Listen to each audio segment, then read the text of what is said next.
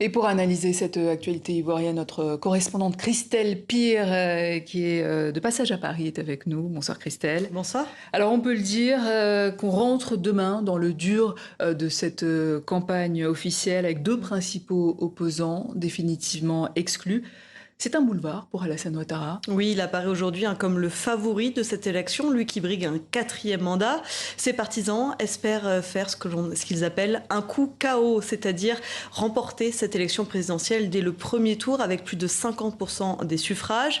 Ça avait déjà été le cas en 2020. Je vous rappelle, lors de la dernière élection présidentielle, l'actuel chef de l'État avait remporté cette élection avec plus de 95% des voix, une élection qui avait été boycottée par l'opposition.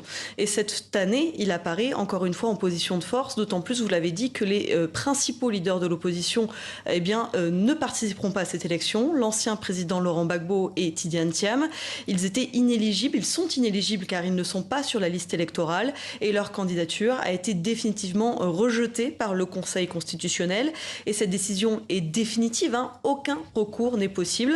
Donc face à Alassane Ouattara, le 25 octobre, il y aura 4 autres candidats, l'ancienne première dame Simone Eyivé Gbagbo, les anciens ministres Jean-Louis Billon et Awa Don-Melo, et enfin Henriette Lagou, qui avait déjà été candidate en 2015. Elle avait obtenu un peu moins de 1% des suffrages. Et une candidature unique de l'opposition, de ce qui reste de l'opposition, est-elle possible? Alors c'est difficile à imaginer aujourd'hui. Ces derniers mois, on a vu éclore plusieurs coalitions d'opposition à Abidjan, mais aucune aujourd'hui ne rassemble tout le monde.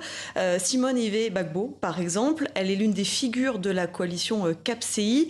C'est l'une des figures aussi de la gauche ivoirienne, mais arrivera-t-elle à rassembler tout le monde derrière elle? C'est difficile à dire aujourd'hui. Une autre question, c'est est-ce que les candidats dissidents qui sont qualifiés par le Conseil constitutionnel, est-ce qu'ils vont réussir à convaincre les électeurs de leur parti? Par exemple, le PDCI de Tidiane Thiam n'a cesse de répéter qu'il n'y a pas de plan B. Le PDCI l'a encore rappelé aujourd'hui, son soutien sans faille à son président Tidiane Thiam. Et donc, est-ce que Jean-Louis Billon, même si Tidiane Thiam ne participera à l'élection, est-ce que Jean-Louis Billon va réussir à convaincre ces électeurs-là du PDCI, lui qui est membre et candidat du PDCI? C'est la même question un peu du côté du PPACI, le parti de Laurent Gbagbo, l'ancien chef de l'État. Il n'a eu cesse de répéter que Laurent Gbagbo était son candidat, mais Laurent Gbagbo donc ne participera pas à l'élection du 25 octobre. Awa Don-Melo s'est lui présenté comme une candidature de précaution pour éviter la politique de la chaise vide, mais là également, va-t-il réussir à convaincre les électeurs?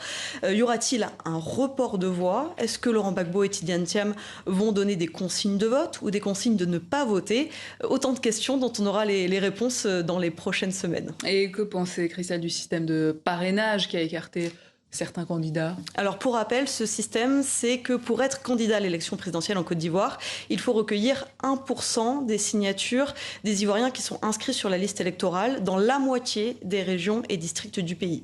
C'est assez difficile. J'avais interviewé cet été le docteur en sciences politiques Arsène Brisbado. Il m'avait expliqué que l'objectif de ces parrainages était double. Limiter le nombre de candidatures et s'assurer que les candidats à la présidentielle ont une assise nationale.